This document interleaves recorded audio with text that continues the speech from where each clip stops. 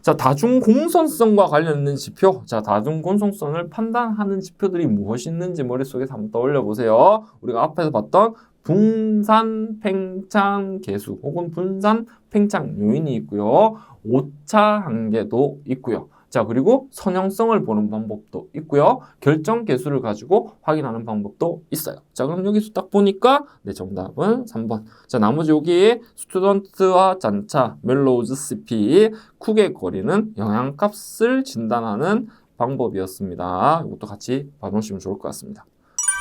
자, 다음 회귀 분석 모델 평가에 대한 절차. 이것도 조금 이제 갑론을박이 있는 문제예요. 자, 그러면 일단 정답부터 우리가 한번 체크를 해 보면은 자, 회귀 개수 추정하고 그 회귀 독립 변수 검증하고 회귀 모델 유의성 검증을 볼 수도 있고요.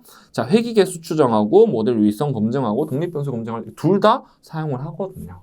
그래서 자, 첫 번째 2번 혹은 3번이 답이 됩니다. 근데 일반적으로는 자, 회귀 개수 추정하고 독립변수 검증하고 회귀 모델 유의성 검증하는 것이 일반적인 절차입니다. 그래서 이것도 좀 갑론을박이 있을 수가 있어서 즉 2번 순서대로 해도 되고 3번 순서대로 해도 되거든요. 그래서 이것도 여러분들 좀 이제 체크를 하셔서 봐주시면 될 것 같습니다. 자, 다음 조건에 대한 값을 구하시오. 오즈 B를 구하라고 하네요. 그럼 오즈는 B는 뭐예요? 오즈와 오즈의 B를 오즈 B라고 하고요. 오즈는 뭐예요? 네, 그렇지. 그 사건이 발생하지 않을 가능성분의 발생할 가능성을 이야기를 합니다. 그래서 요거는 이제 한번 분산 분석표를 한번 그려볼게요. 자, 우리가 관심 있는 거는 어디에다 둡니까? 예, 가로축에다 둡니다. 그래서 여기서 보니까 흡연과 비흡연자가 관심 대상이에요.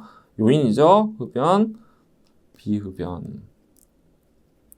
자, 그리고 폐암, 무. 이렇게 해서 건수들을 반영을 해볼게요. 흡연자 중에 폐암은 20명, 비흡연자 100명 중에 폐암은 4명. 그럼 나머지 무는 얼마일까요? 여기 100명이라고 했죠?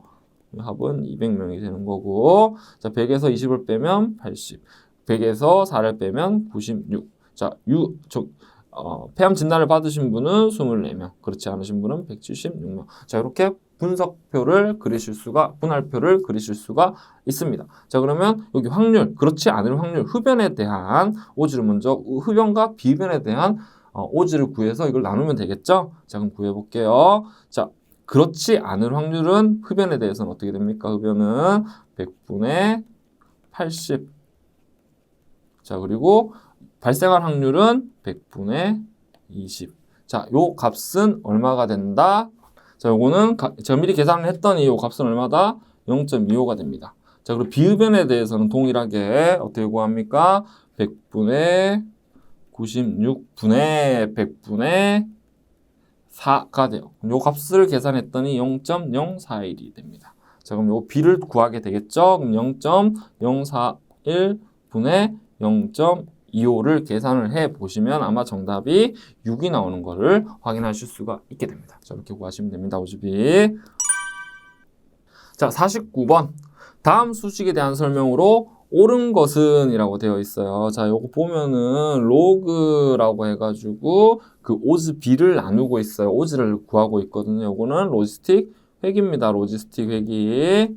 로지스틱 회기의 정의예요. 그래서 로짓을 이야기하고 있는 왼쪽 부분인 거고요. 요게 우측에 있는 회기식이죠. 그러면 왼쪽에 있는, 즉 오른쪽에 있는 회기식에서 각 범주에 대한 확률을 구하는 게 로지스틱 회기였잖아요. 자, 그래서 해석을 해보면, 자, 첫 번째, x가 1단위 증가하면 오즈는 2의 지수의 B성만큼 증가한다. 이 B는 뭐예요? 네, 맞아요. 지금 요 수식은 뭐냐면 B0를 빼고 생각을 한 거예요. 자, 그래서 우리가 exponential 마이너스 2의 B0 더하기 B1 X로 구하게 되는 거거든요. 그래서 1 값이 증가하면 여기다 1 넣어보세요. 1 넣으면 이걸 우리가 또 판별식이라고 표현을 하잖아요. 자, 이걸 또 다른 말로 우리 시그모이드 함수라고도 표현을 하고요. 로스틱 함수라고도 표현을 합니다. 그럼 여기다 이 값을 넣었었을 때, 판별 값은 어떻게 되냐면 증가를 해요. 증가를 하기 때문에 1번은 답이 되게 됩니다. 이해되셨나요? 그래서 요거를 오즈와 오즈비를 헷갈리시는 분이 계신데 요 값은 오즈입니다. 오즈. 그래서 값이 증가하는 걸 알 수가 있게 됩니다. 정답은 1번입니다.